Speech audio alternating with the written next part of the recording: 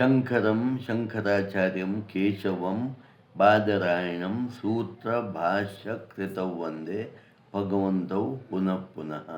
ಶ್ರುತಿ ಸ್ಮೃತಿ ಪುರಾಣಾನಾಂ ಆಲಯಂ ಕರುಣಾಲಯಂ ನಮಾಮಿ ಭಗವತ್ಪಾದ ಶಂಕರಂ ಲೋಕಶಂಕರಂ. ಆತ್ಮೀಯ ಮಿತ್ರರೇ, ನಿಮಗೆಲ್ಲ ವಂದನೆಗಳು ಮತ್ತು ಅಭಿನಂದನೆಗಳು. ನಾನು ಹಿಂದಿನ ವಿಡಿಯೋದಲ್ಲಿ ಹೇಳಿದ್ದೆ 108 ಉಪನಿಷತ್ತುಗಳ ವಿಡಿಯೋವನ್ನು ಮಾಡಬೇಕು ಅನ್ನುವ ಸಂಕಲ್ಪ ಇಟ್ಕೊಂಡಿದ್ದೇನೆ. ಇದರಲ್ಲಿ ಆಲ್ರೆಡಿ ಮೊದಲು ನಾನು 16-17 ಉಪನಿಷತ್ತನ್ನು ಮಾಡಿದ್ದೆ. ನೋಡಿ, ಇವತ್ತಿನ ಉಪನಿಷತ್ತು ಭಿಕ್ಷುಕೋಪನಿಷತ್. ತುಂಬ ಜನ ಈ ಉಪನಿಷತ್ತಿನ ಹೆಸರೇ ಕೇಳಿರಲಿಕ್ಕಿಲ್ಲ. ಯಾಕಂದರೆ ಇವೆಲ್ಲ ತುಂಬ ಸಣ್ಣ ಸಣ್ಣ ಉಪನಿಷತ್ತುಗಳು.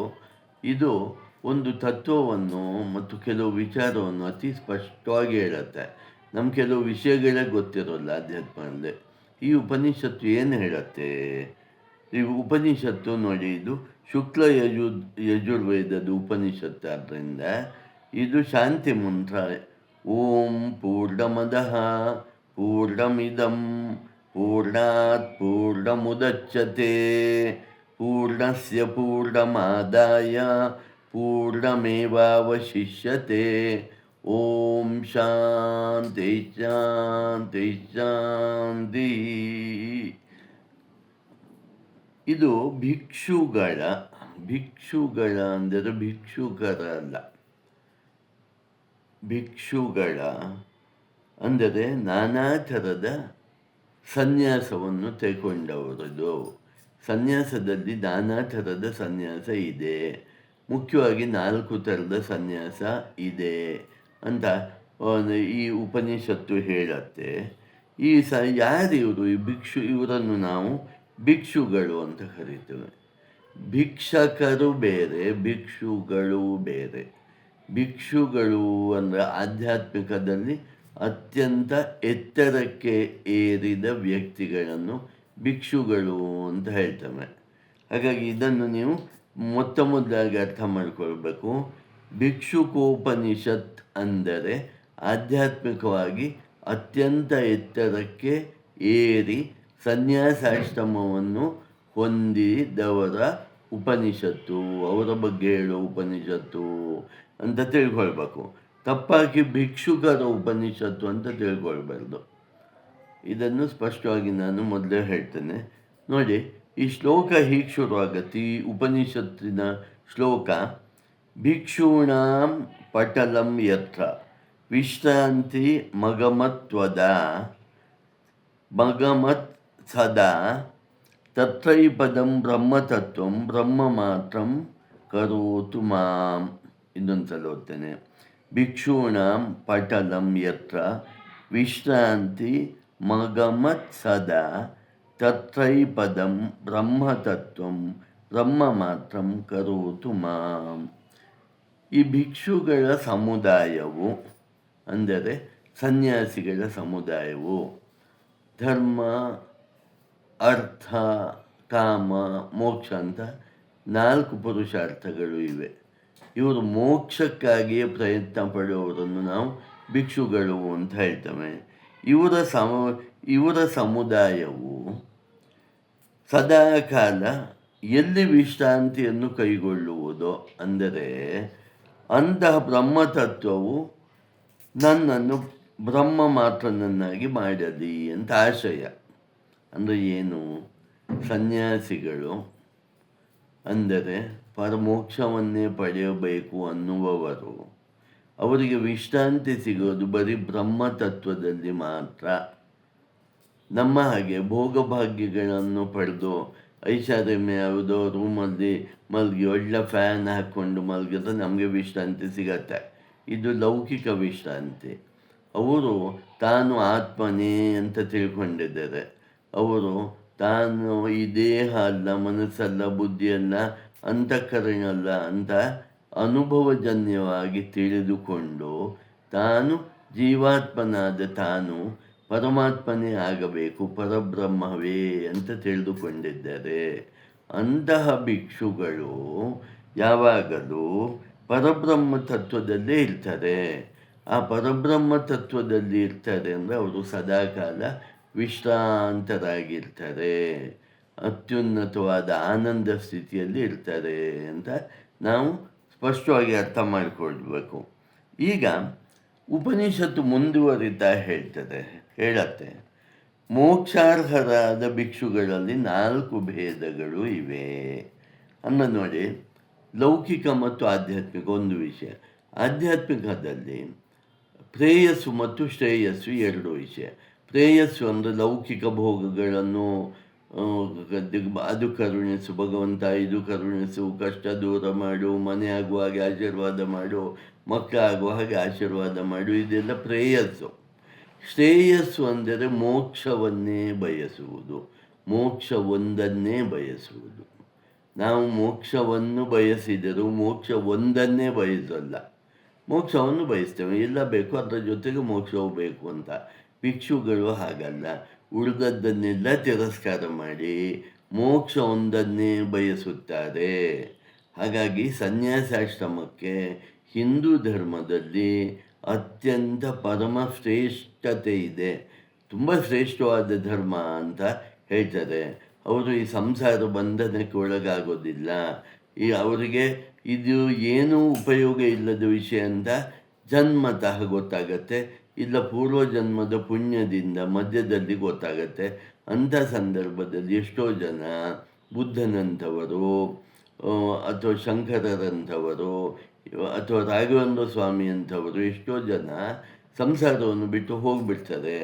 ನಾವೇನು ಅಂದ್ಕೊಳ್ತೇವೆ, ಲೌಕಿಕರಾದ ನಾವೇನು ಅಂದ್ಕೊಳ್ತೇವೆ, ಅಯ್ಯೋ ಹಾಗಾದ್ರೆ ಮದುವೆ ಆಗಿ ಸಂಸಾರ ಬಿಟ್ಟು ಹೋಗೋದು ಅಥವಾ ಮದುವೆ ಆಗೋದು ಯಾಕೆ, ಅವರಿಗೆ ಮೋಸ ಆಗಲಿಲ್ಲ, ಇವರಿಗೆ ಮೋಸ ಆಗಲಿಲ್ಲ ಅಂತ ಹೇಳ್ತೇವೆ. ಅದೆಲ್ಲ ಹಾಗೆ ಅರ್ಥ ಮಾಡ್ಕೊಳ್ಬಾರ್ದು. ಅಜ್ಞಾನದ ಸಮಯದಲ್ಲಿದ್ದಾಗ ಸಂಸಾರ, ಜ್ಞಾನ ಬಂದ ಕೂಡಲೇ ಸಂಸಾರವೇ ಇಲ್ಲ ಅಂತಾಗೋಗತ್ತೆ. ಅವ್ರಿಗೆ ಸಂಸಾರವೇ ಇರೋದಿಲ್ಲ. ಜ್ಞಾನ ಬಂದ ಕೂಡಲೇ ನಮಗೆ ಯಾವ ಸಂಸಾರ ಕಾಣಿಸುತ್ತೋ ಅವ್ರಿಗೆ ಸಂಸಾರವೇ ಕಾಣೋಲ್ಲ. ಹಾಗಾಗಿ ಆ ಪ್ರಶ್ನೆ ಅವರಿಗೆ ಪ್ರಸ್ತುತವೇ ಅಲ್ಲ. ಜ್ಞಾನ ಬಂದ ಕೂಡಲೇ ಸಂಸಾರ ಬಂಧದಿಂದ ಬಿಡುಗಡೆ ಹೊಂದಿದವನು ಪರಬ್ರಹ್ಮ ತತ್ವದಲ್ಲಿ ಕೂಡಲೇ ಸ್ಥಿತನಾಗ್ತಾನೆ. ಹಾಗಾಗಿ ಅವನಿಗೆ ಸಂಸಾರ ಕಾಣೋದಿಲ್ಲ, ನಮಗೆ ಕಾಣಿಸುತ್ತೆ, ಯಾಕಂದ್ರೆ ನಾವು ಅಜ್ಞಾನಿಗಳು ಅಂತ. ಇದನ್ನು ನೀವು ತಿಳ್ಕೊಂಡು ನೋಡಿ. ಹೀಗೆ ಮೋಕ್ಷಕ್ಕಾಗಿಯೇ ಪ್ರಯತ್ನ ಪಡುವ ಭಿಕ್ಷುಗಳಲ್ಲಿ, ನೀವು ಸನ್ಯಾಸಿಗಳಲ್ಲಿ ಅಂತ ತಗೊಳ್ಬೋದು, 4 ಭೇದಗಳು ಇವೆ ಅಂತ ಈ ಉಪನಿಷತ್ತು ಹೇಳ್ತವೆ. ಒಂದು ಕುಟೀಚಕ, ಇನ್ನೊಂದು ಬಹೂದಕ, 3ನೇದು ಹಂಸ, 4ನೇದು ಪರಮಹಂಸ. ನೋಡಿ, ಫಸ್ಟು ನಾವು ಈವರೆಗೆ ಏನು ಅಂದ್ಕೊಂಡಿದ್ದೇವೆ, ಸನ್ಯಾಸಿ ಅಂದರೆ ನಾವು ಕಾವಿ ಬಟ್ಟೆ ಹಾಕ್ಕೊಂಡು ಕೂತಿರ್ತಾರಲ್ಲ, ಎಲ್ಲವರು ಒಂದೇ ಥರ ಸನ್ಯಾಸಿಗಳು ಅಂತ. ಅಲ್ಲ ಅಂತ ಹೇಳುತ್ತೆ ಈ ಉಪನಿಷತ್ತು. ಹೇಳ್ತದೆ ಸನ್ಯಾಸಿಗಳಲ್ಲೂ ಭಿಕ್ಷುಗಳಲ್ಲೂ 4 ಥರದವರು ಇರ್ತಾರೆ. ಮೊದಲನೇ ಥರದವರನ್ನು ಕುಟೀಚಕ ಅಂತಾರೆ, 2ನೇ ಥರದವರನ್ನು ಬಹೂದಕ ಅಂತ ಹೇಳ್ತಾರೆ, 3ನೇ ಥರದವರನ್ನು ಹಂಸ ಅಂತ ಹೇಳ್ತಾರೆ, 4ನೇ ಥರದವರನ್ನು ಪರಮಹಂಸ ಅಂತ ಹೇಳ್ತಾರೆ. ಈಗ ಒಂದೊಂದೇ ಹಾಗಂದ್ರೆ ಏನು ಅಂತ ನೋಡೋಣ. ನೋಡಿ, ಉಪನಿಷತ್ತು ಹೇಳ್ತದೆ ಕುಟೀಚಕ ಸನ್ಯಾಸಿಗಳು ಅಥವಾ ಕುಟೀಚಕ ಭಿಕ್ಷುಗಳು ಎಂದರೆ ಅವ್ರು ಏನು ಮಾಡ್ತಾರೆ ಅಂದರೆ, ಒಂದು ದಿನಕ್ಕೆ 8 ತುತ್ತು ಊಟವನ್ನು ಮಾತ್ರ ಮಾಡ್ತಾರೆ. 8 ತುತ್ತು ಒಂದು ದಿನಕ್ಕೆ ಪೂರ್ತಿ ಸೇರಿ, ಒಂದು ಹೊತ್ತಿಗಲ್ಲ, ಒಂದು ದಿನಕ್ಕೆ 24 hours ಅಂತ ನಾವು ಏನು ಕರಿತೇವೆ, ಅಲ್ಲಿ ಬರೀ 8 ತುತ್ತು ಅನ್ನವನ್ನು ಅವರು ತಿಂತಾರೆ. ಅನ್ನವನ್ನು ಯಾವುದೋ ಪದಾರ್ಥವನ್ನು ತಿಂತಾರೆ. ಇವರು ಯೋಗ ಮಾರ್ಗದಲ್ಲಿ ಇರ್ತಾರೆ. ಯೋಗ ಅಂದರೆ ಇಲ್ಲಿ ಧ್ಯಾನವೂ ಬಂತು. ಯೋಗ ಅಂದ್ಕೂಡಲೇ ನಾವು ಯೋಗಾಸನ ಅಂತ ಅಂದ್ಕೊಳ್ಬಾರ್ದು. ಯೋಗಾಸನ ಈ ಧ್ಯಾನ, ಧಾರಣ, ಸಮಾಧಿ, ವೇದಾಂತ ಚಿಂತನೆ ಎಲ್ಲ ಬಂತು ಅಂತ ತಿಳ್ಕೊಳ್ಬೇಕು. ಆದರೆ ಇದು ಯೋಗ ಅಂದರೆ ಭಗವಂತನನ್ನು ಆರಾಧಿಸುವ ಮಾರ್ಗದಲ್ಲಿ, ಮೋಕ್ಷ ಮಾರ್ಗದಲ್ಲಿ ಇರ್ತಾರೆ. ಇವರು ಒಂದನ್ನೇ ಬಯಸ್ತಾರೆ, ಮೋಕ್ಷವನ್ನು ಮಾತ್ರ ಭಗವಂತನಲ್ಲಿ ಪ್ರಾರ್ಥಿಸ್ತಾರೆ. ಇನ್ನೇನನ್ನು ಅವರು ಕೇಳೋಲ್ಲ. ಇನ್ನೇನು ಕೊಟ್ಟರು ಅವ್ರಿಗೆ ಬೇಕಾಗೇ ಇಲ್ಲ ಅಂತಾರೆ. ಹಾಗಾದರೆ ಇವರನ್ನೇನಂತೇವೆ, ಕುಟೀಚಕ ಅಂತ ಹೇಳ್ತಾರೆ. ಕುಟೀಚಕ ಭಿಕ್ಷುಗಳು, ಕುಟೀಚಕ ಸನ್ಯಾಸಿಗಳು. ಉದಾಹರಣೆ ಕೊಡೋದಾದ್ರೆ ಯಾರು ಅಂದರೆ ಗೌತಮ ಋಷಿಗಳು, ಭರದ್ವಾಜ ಋಷಿಗಳು, ಯಾಜ್ಞವಲ್ಕ್ಯರು, ವಸಿಷ್ಠರು ಮೊದಲಾದ ಪ್ರಭೃತಿಗಳು, ಅಂದರೆ ಶ್ರೇಷ್ಠರಾದ ಸಾಧಕರು. ಇದು ಯಾವುದು? ಒಂದನೇ ವಿಷಯ, ಕುಟೀಚಕ ಅಂತ. ಇನ್ನು ಎರಡನೇ ಥರದ್ದು ಯಾವುದು ಅಂದರೆ ಬಹುದಕ. ಈ ಬಹುದಕದವರು ತ್ರಿದಂಡ ಅಂತ ಹೇಳ್ತಾರೆ. ದಂಡ ಕೈಯಲ್ಲಿ ದಂಡ ಇಟ್ಕೊಳ್ಳೋದು. ತ್ರಿದಂಡ ಇಟ್ಕೊಂಡಿರ್ತಾರೆ, ಕಮಂಡಲು ಇಟ್ಕೊಂಡಿರ್ತಾರೆ, ಶಿಖೆ ಅಂದರೆ ಜುಟ್ಟು ಇಟ್ಕೊಂಡಿರ್ತಾರೆ, ಯಜ್ಞೋಪವೀತದ ಧಾರಣೆಯನ್ನು ಮಾಡಿರ್ತಾರೆ, ಕಾಷಾಯ ವಸ್ತ್ರಧಾರಿಗಳಾಗಿರ್ತಾರೆ. ನೋಡಿ, ಇಷ್ಟು ಅಲ್ಲಿಗೂ ಇಲ್ಲಿಗೂ ಸಾಕಷ್ಟು ವ್ಯತ್ಯಾಸ ಇದೆ. ಇವರು ಬ್ರಹ್ಮರ್ಷಿಗಳಾಗಿರ್ತಾರೆ. ಗ್ರಹಗಳಲ್ಲಿ ಇವರು ನೋಡಿ, ಗ್ರಹಗಳಲ್ಲಿ ಮಾಂಸಗಳನ್ನು ತೊರೆದಿರ್ತಾರೆ. ಅಂದರೆ ಮಾಂಸವನ್ನು ಭಕ್ಷಣೆ ಮಾಡೋದಿಲ್ಲ, ಸುರಾಪಾನ ಮಾಡೋದಿಲ್ಲ. ಇವರು ಸಹ 8 ತುತ್ತುಗಳ ಅನ್ನವನ್ನು ತಿನ್ನುತ್ತಾರೆ ಒಂದು ದಿನಕ್ಕೆ. ಭಿಕ್ಷಾಟನೆ ಮಾಡೋದು ಅಷ್ಟೇ. ಅವರು ಭಿಕ್ಷಾಟನೆ ಮಾಡಿ ಅನ್ನವನ್ನು ಸಂಪಾದಿಸ್ತಾರೆ. ಅವರು ಬರೀ 8 ತುತ್ತು ಅನ್ನವನ್ನು ಮಾತ್ರ ಅಥವಾ ಆಹಾರವನ್ನು ಮಾತ್ರ ದಿನಕ್ಕೆ ತಿಂದರೆ ಇವರು ಯೋಗ ಮಾರ್ಗದಲ್ಲಿ ಇರ್ತಾರೆ. ಇವರು ಸಹ ಮೋಕ್ಷವೊಂದನ್ನೇ ಬಯಸುತ್ತಾರೆ. ಉಳಿದು ಏನು ಕೊಟ್ಟರೂ ಅವರಿಗೆ ಬೇಕಾಗಿಲ್ಲ. ಇವರನ್ನು ನಾವು ಬಹುದಕ ಅಂತ ಹೇಳ್ತಾರೆ. ಮೂರನೇ ಥರದವರು ಹಂಸ ಸನ್ಯಾಸಿಗಳು, ಹಂಸ ಭಿಕ್ಷುಗಳು. ಇವರು ಏನು ಮಾಡ್ತಾರೆ, ಹಳ್ಳಿಯಲ್ಲಿ ಗ್ರಾಮದ ಅಂದರೆ ಇವರು ಕೆಲವು ತಮಗೆ ತಾವೇ ರಿಸ್ಟ್ರಿಕ್ಷನ್ ಹಾಕ್ಕೊಳ್ತಾರೆ. ಅಕಸ್ಮಾತ್ ಅವರು ಸಂಚಾರದಲ್ಲಿದ್ದಾಗ ಹಳ್ಳಿಯಲ್ಲಿದ್ದರೆ, ಅಂದರೆ ಒಂದು ಗ್ರಾಮಕ್ಕೆ ಹೋದರೆ ಅವರು ಅಲ್ಲಿ ಒಂದು ರಾತ್ರಿಯನ್ನು ಮಾತ್ರ ಕಳೀತಾರೆ. ಒಂದು ರಾತ್ರಿಗಿಂತ ಹೆಚ್ಚು, ಅಂದರೆ ಒಂದು ದಿವಸಕ್ಕಿಂತ ಹೆಚ್ಚು ಅಲ್ಲಿರಬಾರ್ದು ಅಂತ. ನಗರದಲ್ಲಿ ಇದ್ದರೆ, ಅಂದರೆ ಬೆಂಗಳೂರು, ಮೈಸೂರು ಇಂಥ ನಗರದಲ್ಲಿ ಅವರಿದ್ದರೆ 5 ರಾತ್ರಿ ಅಂದರೆ 5 ದಿನಗಳನ್ನು ಅಲ್ಲಿ ಇರಬಹುದು.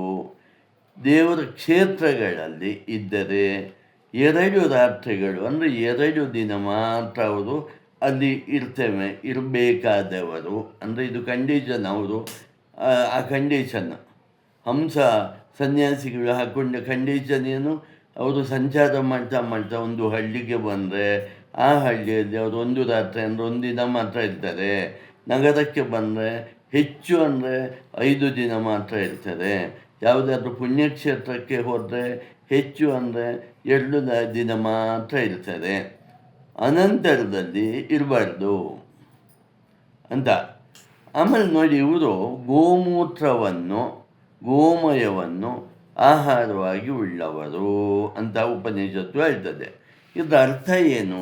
ಗೋಮೂತ್ರ ಕುಡಿತಾರೆ, ಗೋಮಯವನ್ನು ಕುಡಿತಾರೆ ಅನ್ನೋದ ಅರ್ಥಕ್ಕಿಂತಲೂ ಹೆಚ್ಚಾಗಿ ನೀವು ಗೋಮಯವನ್ನು ಕೊಟ್ಟರೂ ಸಹ ಅದನ್ನು ಬೇಕಾದ ಆಹಾರವಾಗಿ ಪರಿವರ್ತಿಸುವ ತಪಸ್ಸಿನ ಶಕ್ತಿ ಉಳ್ಳವರು ಅಂತ ಅರ್ಥ. ನೀವು ಗೋಮೂತ್ರ ಕೊಟ್ಟರು, ಗೋಮಯ ಕೊಟ್ಟರು, ಸಗಣಿ ಕೊಟ್ಟರು, ಅದನ್ನು ತಮಗೆ ಬೇಕಾದ ಆಹಾರವನ್ನಾಗಿ ಬದಲಾಯಿಸುವ ಶಕ್ತಿ ಉಳ್ಳವರು. ನಿತ್ಯವೂ ಚಂದ್ರಾಯಣ ವ್ರತ ಪಾರಾಯಣರಾಗಿರ್ತಾರೆ. ಯೋಗ್ಯ ಮಾರ್ಗದಲ್ಲಿ ನಡೆಯುತ್ತಾ ಮೋಕ್ಷವನ್ನೇ ಇವರು ಬಯಸ್ತಾರೆ, ಬೇರೆ ಯಾವುದನ್ನು ಇವರು ಬಯಸಲ್ಲ. ಇನ್ನು ಕೊನೆಯದಾಗಿ ಪರಮಹಂಸ ಭಿಕ್ಷುಗಳು ಅಥವಾ ಸನ್ಯಾಸಿಗಳು. ಇವರು ಯಾವ ಥರ ಇರ್ತಾರೆ ಅಂದರೆ ಸಂವರ್ತಕ, ಆರುಣಿ, ಶ್ವೇತಕೇತು, ಜಡಭರತ, ದತ್ತಾತ್ರೇಯ, ಶುಕರು, ವಾಮದೇವ, ಹಾರಿತಕ ಮೊದಲಾದ ಋಷಿಗಳು, ಪುರಾಣದಲ್ಲಿ ಬರೋ ಋಷಿಗಳು ಈ ಹಂಸ ಪಂಗಡಕ್ಕೆ ಸೇರ್ತಾರೆ. ಇವರಿದೇನು ವಿಷಯ ಅಂದರೆ 8 ತುತ್ತುಗಳನ್ನು ಮಾತ್ರವೇ ಒಂದು ದಿನಕ್ಕೆ ಆಹಾರವನ್ನು ಭಕ್ಷಿಸ್ತಾರೆ. ಯೋಗ ಮಾರ್ಗದಲ್ಲಿ ಇರ್ತಾರೆ, ಮೋಕ್ಷವನ್ನೇ ಕೋರ್ತಾರೆ. ಇವರು ಮರದ ಪೊಟರಲ್ಲಾಗಲಿ, ಶೂನ್ಯ ಗ್ರಹದಲ್ಲಿ ಆಗಲಿ, ಸ್ಮಶಾನದಲ್ಲಿ ಆಗಲಿ ವಾಸಿಸುತ್ತಾ ಪುಡ್ಗೋಸಿ ಅಂತ ಹೇಳ್ತೇವಲ್ಲ ನಾವು, ಬರೀ ಲಂಗೋಟಿ ಅಂತ, ಅದನ್ನು ಮಾತ್ರ ಕಟ್ಟಿಕೊಂಡು ಅಥವಾ ದಿಗಂಬರರಾಗಿ ಇರುತ್ತಾರೆ. ಯಾರು? ಹಂಸ ಅನ್ನುವ ಭಿಕ್ಷುಗಳು, ಸನ್ಯಾಸಿಗಳು. ಅವರುಗಳಿಗೆ ದ್ವಂದ್ವಗಳು ಇರೋದಿಲ್ಲ. ನಮಗೆ ಜಗತ್ತು ದ್ವಂದ್ವಮಯವಾಗಿದೆ, ಸಂಸಾರ ದ್ವಂದ್ವಮಯವಾಗಿದೆ. ದ್ವಂದ್ವ ಅಂದರೆ ಎರಡು ಕಾಣಿಸೋದು, ಹೀಗೂ ಕಾಣಿಸುತ್ತೆ ಹಾಗೂ ಕಾಣಿಸುತ್ತೆ. ಅವರಿಗೆ ಅದೆಲ್ಲ ಏನೂ ಇರೋಲ್ಲ. ಪರಮಾತ್ಮ ಒಬ್ಬನೇ ಕಾಣಿಸ್ತಾನೆ, ಪರಬ್ರಹ್ಮ ತತ್ವ ಒಂದೇ ಕಾಣಿಸುತ್ತೆ ಅವರಿಗೆ. ಹಾಗಾಗಿ ಅವರಿಗೆ ದ್ವಂದ್ವ ಇರೋದಿಲ್ಲ. ಧರ್ಮಾಧರ್ಮಗಳು ಅವರಿಗೆ ಇರೋದಿಲ್ಲ. ಧರ್ಮಾಧರ್ಮಗಳು ದ್ವಂದ್ವ ವಿಚಾರಗಳು. ಇದು ಧರ್ಮಶಾಸ್ತ್ರದಲ್ಲಿ ಸಂಬಂಧಪಟ್ಟಿದೆ. ವೇದಾಂತ ಶಾಸ್ತ್ರದಲ್ಲಿ ಅವತ್ತು ತಾವು ಆತ್ಮರು ಅಂತ ಓಡಾಡ್ತಾ ಇರೋದ್ರಿಂದ ಈ ಸಮಾಜದ ಧರ್ಮಾಧರ್ಮಗಳು ಅವರಿಗೆ ಸಂಬಂಧ ಇಲ್ಲ. ಲಾಭಗಳು ಅವರಿಗೆ ಸಂಬಂಧ ಇಲ್ಲ, ಆಸಕ್ತಿ ಇಲ್ಲ. ಶುದ್ಧಾಶುದ್ಧತೆಗಳು ಅವರಿಗೆ ಸಂಬಂಧ ಇಲ್ಲ. ಯಾಕೆ? ಶುದ್ಧ ಅಶುದ್ಧ ದೇಹಕ್ಕೆ ಅಥವಾ ಮನಸ್ಸಿಗೆ. ಅವರು ಆ ದೇಹ ಮನಸ್ಸಿಗಿಂತ ಮೀರಿ ಆತ್ಮಸ್ಥಿತರಾಗಿರೋದ್ರಿಂದ ಶುದ್ಧಾಶುದ್ಧತೆ ಸಂಬಂಧಗಳು ಅವರಿಗೆ ಬರೋಲ್ಲ. ಹಾಗಾಗಿ ದ್ವಂದ್ವಾತೀತರಾಗಿ, ದ್ವೈತ ಭಾವ ಇಲ್ಲದವರಾಗಿ, ಮಣ್ಣು ಕಲ್ಲು ಬಂಗಾರಗಳನ್ನು ಸಮಾನವಾಗಿ ನೋಡುವವರಾಗಿ. ಅವರಿಗೆ ಮಣ್ಣಿನ ಬಗ್ಗೆ ಹೆಚ್ಚಿನ ತಿರಸ್ಕಾರವೂ ಇಲ್ಲ, ಬಂಗಾರದ ಬಗ್ಗೆ ಹೆಚ್ಚಿನ ಪುರಸ್ಕಾರವೂ ಇಲ್ಲ. ಯಾಕಂದರೆ ಅವರಿಗೆ ಬಂಗಾರದಿಂದ ಆಗಬೇಕಾದ ಏನೂ ಇಲ್ಲ, ಮಣ್ಣಿನಿಂದ ಅವರಿಗೆ ನಿಕೃಷ್ಟ ಭಾವನೆ ಏನೂ ಇಲ್ಲ. ಎಲ್ಲ ಮಾರ್ಗಗಳ ಹತ್ತಿರ ಭಿಕ್ಷೆಯನ್ನು ಕೈಗೊಂಡು ಸಕಲವನ್ನು ಆತ್ಮದ ಮೂಲಕವನ್ನೇ ನೋಡುವವರು. ಎಲ್ಲವನ್ನು ಅವರು ಆತ್ಮಮಯವಾಗಿಯೇ ನೋಡ್ತಾರೆ. ಗೋಮಯಗಳು ಆಹಾರ ಪದಾರ್ಥಗಳಲ್ಲದಿದ್ದರೂ ಅವುಗಳನ್ನು ತಮ್ಮ ಯೋಗ ಮಹಿಮೆಯಿಂದ ಅಮೃತವನ್ನಾಗಿ ಸ್ಥಿರಿಸಿಕೊಳ್ಳುವ ಯೋಗ್ಯತೆ ಇದ್ದವರು. ಅಂತಹ ಮಹಾ ಸಾಧಕರು ಇವರು, ಹಂಸರು. ಹಾಗಾಗಿ ಈ 4 ಥರದ ಜನ ಇದ್ದಾರೆ. ಇನ್ನು ಪರಮಹಂಸರು ಅಂತ ಇದ್ದಾರೆ. ಇವರು ಜಾತರೂಪಧರರಾಗಿ, ಅಂದರೆ ದಿಗಂಬರರಾಗಿ, ಇಲ್ಲದವರಾಗಿ, ಯಾವುದನ್ನು ಪರಿಗ್ರಹಿಸದೆ, ಅಂದರೆ ಏನನ್ನೂ ತಗೊಳ್ಳದೆ, ಧ್ಯಾನಪಾರಾಯಣರಾಗಿ, ಆತ್ಮನಿಷ್ಠರಾಗಿ, ಪ್ರಾಣಗಳನ್ನು ಉಳಿಸಿಕೊಳ್ಳುವುದಕ್ಕೋಸ್ಕರವಾಗಿ ಯಥೋಕ್ತ ಕಾಲದಲ್ಲಿ ಭಿಕ್ಷಾವೃತ್ತಿ ಮಾಡುತ್ತಾ, ಅಂದರೆ ಅವರು ಯಾವಾಗಲೂ ಪ್ರತಿದಿನ ಊಟ ಮಾಡ್ತಾರೆ ಅಂತ ಹೇಳಲಿಕ್ಕಾಗೋಲ್ಲ. ಅವರಿಗೆ ಹಸಿವಾದಾಗ ಭಿಕ್ಷೆಗೆ ಹೋಗ್ತಾರೆ. ಭಿಕ್ಷೆಯಲ್ಲಿ ಏನಾದ್ರು ಸಿಕ್ಕಿದ್ರೆ ಅದನ್ನು ತಿಂತಾರೆ, ಸಿಕ್ಕಿಲ್ಲ ಅಂದರೆ ತಿನ್ನಲ್ಲ. ಆ ಥರ ಎಲ್ಲವನ್ನೂ ಬಿಟ್ಟವರು ಪರಮಹಂಸರು. ಇವರು ಎಲ್ಲಿ ಮಲಗ್ತಾರೆ ಅಂದರೆ ಹಾಳು ಮನೆ, ಯಾವುದೋ ಒಂದು ಮನೆ, ಎಲ್ಲ ಒಂದು ದೇವಸ್ಥಾನದ ಜಗಲಿ, ಗುಡಿ ದೇವಸ್ಥಾನ, ಹುಲ್ಲಿರುವ ಸ್ಥಳ, ಪೊದೆ, ಹುತ್ತ, ಮರದ ಪೊಟರೆ ಮೊದಲಾವುಗಳು, ಕುಂಬಾರರ ಮನೆ. ಅಂದರೆ ಇಲ್ಲಿ ಏನು ಹೇಳ್ತಾ ಇದ್ದಾರೆ ಗೊತ್ತಾ? ಅವರು ಎಲ್ಲಿ ಬೇಕಂದ್ರೂ ಮಲಗ್ತಾರೆ. ಅವರಿಗೆ ಎಲ್ಲ ಜಾಗವೂ ಒಂದೇ, ಅದರಲ್ಲಿ ಅವರಿಗೆ ಭೇದ ಇಲ್ಲ. ಹಾಗಾಗಿ ನದಿಯ ಹತ್ತಿರ, ಮರಳಿನ ದಿಣ್ಣೆ ಹತ್ತಿರ, ಬೆಟ್ಟದ ಗುಹೆಗಳಲ್ಲಿ ಮುಂತಾದ ಜಾಗದಲ್ಲಿ ಎಲ್ಲಿ ಸಿಕ್ಕಿದ್ರೆ ಅಲ್ಲಿ ವಾಸ ಮಾಡ್ತಾರೆ ಅಂತ ಇಲ್ಲಿ ಅರ್ಥ. ಅಲ್ಲಿ ಬ್ರಹ್ಮ ಮಾರ್ಗದಲ್ಲಿ ಸಂಪನ್ನರಾಗಿ, ಪರಿಶುದ್ಧವಾದ ಮನಸ್ಸುಳ್ಳವರಾಗಿ, ಪರಮಹಂಸರಂತೆ ಆಚರಿಸುವ ಸನ್ಯಾಸತ್ವದಿಂದ ದೇಹತ್ಯಾಗಗಳನ್ನು ಮಾಡುತ್ತಾರೆ. ಅವರೇ ಪರಮಹಂಸರು. ಆಧ್ಯಾತ್ಮಿಕ ಮಿತ್ರರೇ, ಈಗ ಇದು ಸನ್ಯಾಸಿ ಉಪನಿಷತ್ತಲ್ಲಿ ಬರುತ್ತೆ. ಸಾಮಾನ್ಯವಾಗಿ ನಾವು ಸಂಸಾರಿಗಳಾದ್ರಿಂದ ಸನ್ಯಾಸದ ಬಗ್ಗೆ ಮತ್ತು ಸನ್ಯಾಸಿಗಳ ಬಗ್ಗೆ ನಮಗೇನು ಗೊತ್ತೇ ಇಲ್ಲ. ನಾವು ಕಾವಿದಾರಿ ಹಾಕಿದವರನ್ನೆಲ್ಲ ಸನ್ಯಾಸಿಗಳು ಅಂತ ಹೇಳ್ತೇವೆ. ನೀವು ಪ್ರಯಾಗ್ರಾಜಲ್ಲಿ ಆವಾಗ ನೋಡಿದಾಗ, ಲಾಸ್ಟ್ ವರ್ಷ ನೀವು ನೋಡಿದಾಗ ನಾನಾ ಥರದ ಸನ್ಯಾಸಿಗಳನ್ನು ನೋಡ್ತೀರಲ್ವ. ಕೆಲವರು ಮುಳ್ಳಿನ ಮೇಲೆ ಮಲಗಿರ್ತಾರೆ, ಕೆಲವರು ಕೈ ಎತ್ಕೊಂಡು ಮಲಗಿರ್ತಾರೆ, ಕೆಲವರು ಧ್ಯಾನ ಮಾಡ್ತಾರೆ, ಕೆಲವರು ನೀರು ಮೇಲೆ ನಿಲ್ತಾರೆ. ಹೀಗೆ ನಾನಾ ಥರದ ಸನ್ಯಾಸಿಗಳನ್ನು ನೀವು ನೋಡ್ತೀರಲ್ವ. ಹಾಗೆಯೇ ಇವರು ಯಾವುದಾದ್ರೂ ಒಂದು ವಿಭಾಗಕ್ಕೆ ಸೇರಿರ್ತಾರೆ. ಕುಟೀಚಕ ಆಗಿರ್ಬೋದು, ಬಹುದಕ ಆಗಿರ್ಬೋದು, ಹಂಸ ಆಗಿರ್ಬೋದು, ಪರಮಹಂಸ ಆಗಿರ್ಬೋದು. ಈ ಯಾವುದರಲ್ಲಿ ಯಾವುದೋ ಒಂದಕ್ಕೆ ಸೇರಿರ್ತಾರೆ ಅಂತ ನಾವು ಹೇಳಿದೆವು. ನೋಡಿ, ಕುಟೀಚಕಕ್ಕೆ ಸೇರಿದವರು ಯಾರು? ಗೌತಮದಂಥ ಋಷಿಗಳು. ಗೌತಮರು, ಭಾರದ್ವಾಜರು, ಯಾಜ್ಞವಲ್ಕ್ಯರು, ವಸಿಷ್ಠರು, ಇವರು ನೋಡಿ ಸಂಸಾರಿಗಳು. ಇವರಿಗೆ ಹೆಂಡತಿ ಇತ್ತು.